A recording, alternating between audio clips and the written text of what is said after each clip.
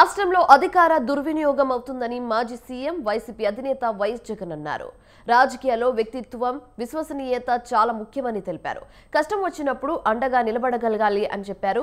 తాడేపల్లిలోని క్యాంప్ కార్యాలయంలో ఉమ్మడి పశ్చిమ గోదావరి జిల్లాకు చెందిన జెడ్పీటీసీ ఇతర నాయకులతో వైఎస్ జగన్ సమావేశమయ్యారు. అయితే ఈ సందర్భంగా వైసీపీ కార్యకర్తలకు వైఎస్ జగన్ భరోసా కల్పించారు.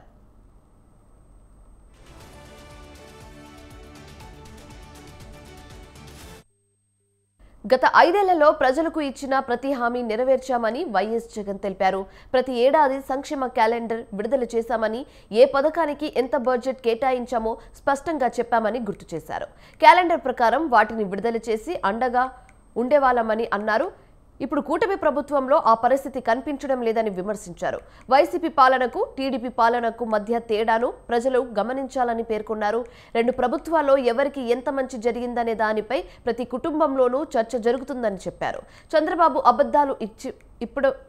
అబద్ధాలు చెప్పి ఇప్పుడు మోసాలుగా మారాయని విమర్శించారు. చంద్రబాబు మోసాలపై ప్రజల్లో ఆగ్రహం పెరుగుతుందని అన్నారు. చంద్రబాబు నాయుడు బడ్జెట్ కూడా ప్రవేశపెట్టల. మొట్టమొదటిసారి చూస్తా ఉన్నాం రాష్ట్రంలో, తొలిసారిగా ఎప్పుడు దేశ చరిత్రలో జరగల, రాష్ట్ర చరిత్రలో ఎప్పుడు చూడల రెగ్యులర్ బడ్జెట్ ప్రవేశపెట్టల ఇంతవరకు రాష్ట్రంలో. ఇప్పటికి కూడా రాష్ట్రంలో only vote on account budget. ఎందుకనంటే ఆ బడ్జెట్ ప్రవేశపెట్టినప్పుడు ఆ పొద్దుల్లో దీనికి ఈ స్కీమ్కి ఎంత, ఈ స్కీమ్కి ఎంత, ఈ స్కీమ్కి ఎంత, ఈ స్కీమ్కి ఎంత అని చెప్పాలా. చంద్రబాబు నాయుడు అనే వ్యక్తి కన్నా ఈ స్కీమ్కి ఎంత, ఈ స్కీమ్కి ఎంత, ఈ స్కీమ్కి ఎంత అని కానీ చెప్పకపోతే ప్రజలు చంద్రబాబు నాయుడును కొడతారేమో, తిడతారేమో అని భయపడి ఏకంగా బడ్జెటే చంద్రబాబు నాయుడు పెట్టని పరిస్థితి ఈరోజు రాష్ట్రంలో చూస్తూ ఉన్నాం. సూపర్ 6 ఏమైనాయి, సూపర్ 7 ఏమైనాయి అని చెప్పి ప్రతి ఒక్కరూ ప్రశ్నిస్తూ ఉన్నారు.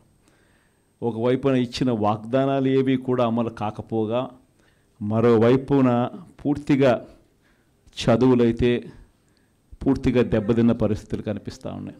మన 5 సంవత్సరాలలో ఎక్కడా కూడా తప్పు చేయాల. ప్రజలకు చెప్పిన ప్రతి మాట నెరవేర్చడం.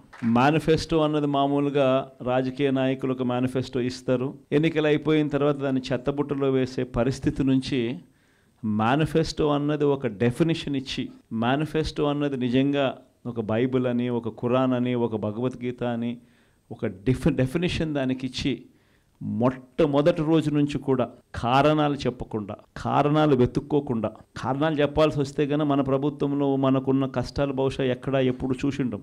ఎప్పుడు చూడని కోవిడ్ లాంటి సమస్యలను కూడా ఎదుర్కొన్నాం. అది కూడా 2 ఏళ్ళు, అది కూడా 2 సంవత్సరాలు కోవిడ్ లాంటి సమస్యలు ఎదుర్కొన్నాం. కానీ ఎప్పుడు కూడా ఒకటే చెప్పా, మనల్ని ప్రజలు ఓటేశారు, మనం ఎన్నికలప్పుడు మేనిఫెస్టో రిలీజ్ చేసినాం, మనం ఇచ్చిన మాట మరో 30 సంవత్సరాల పాటు మన బాటను నిర్దేశిస్తుంది అని చెప్పి.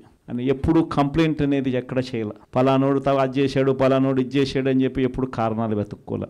చెప్పడమే కాకుండా ఆ నెలలో బటన్లు నొక్కి నేరుగా పథకాలు ఇచ్చిన పరిస్థితి బహుశా దేశ చరిత్రలో ఎప్పుడు జరిగింది. ప్రతిదీ స్కామే. ప్రతి నియోజకవర్గంలో ఈరోజు క్లబ్బులు ఎక్కడ పడితే అక్కడ క్లబ్బులు కనపడతా ఉన్నాయి. మట్కా, జూదం క్లబ్బులు అన్నీ జరుగుతూ ఉన్నాయి. పోలీస్ స్టేషన్కి పోయి ఎవరైనా కేసు పెడితే రివర్స్ దొంగ కేసులు మన మీద పెడతా ఉన్నారు.